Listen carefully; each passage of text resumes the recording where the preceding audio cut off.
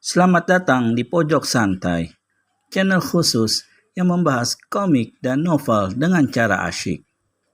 Werku Alit terpaksa merasakan keampuhan kapak maut Naga Geni 212. Bisa selamatkah dia? Yuk langsung saja disimak video kali ini.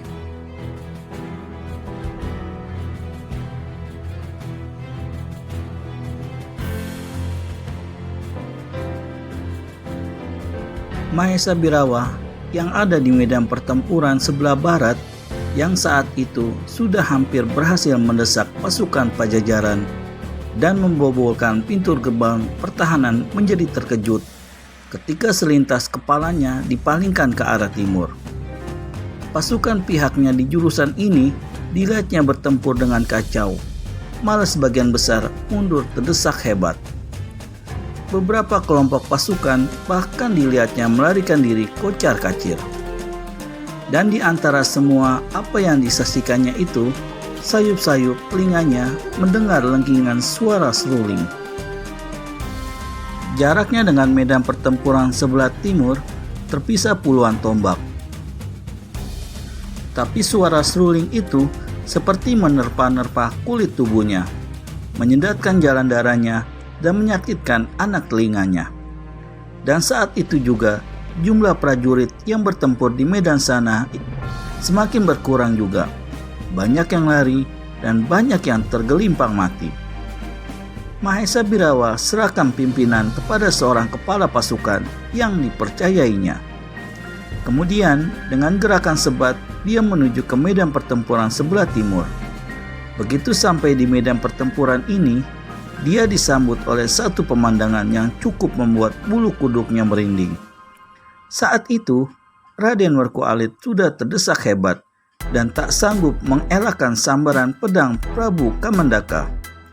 Dalam jarak yang jauh, Mahesa Birawa masih berusaha untuk membokong Prabu Kamandaka dengan pukulan tangan kosong.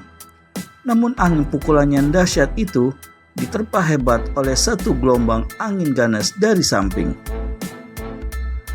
Ketika dia berpaling, maka sepasang matanya membentur pemuda yang tak asing lagi baginya. Maka membentaklah Mahesa Birawa. Namun bentakannya belum lagi keluar, tahu-tahu satu benda menggelinding ke arah tempatnya berdiri.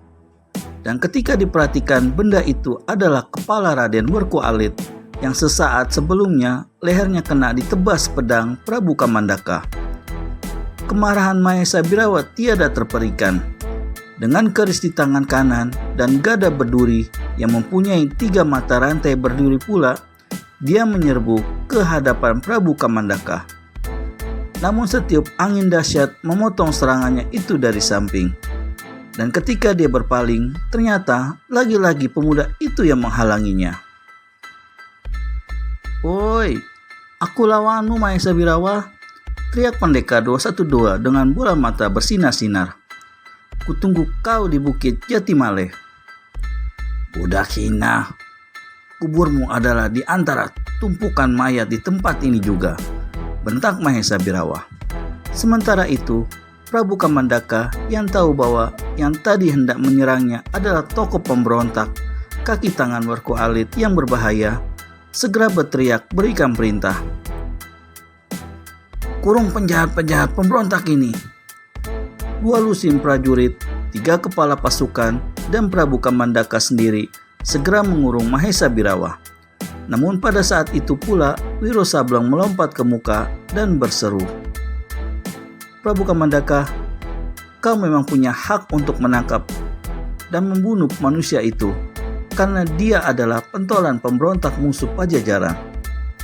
Tapi aku merasa lebih punya hak untuk membereskannya, karena dialah pembunuh ayahku dan penyebab kematian ibuku. Serahkan dia padaku Prabu Kamandaka,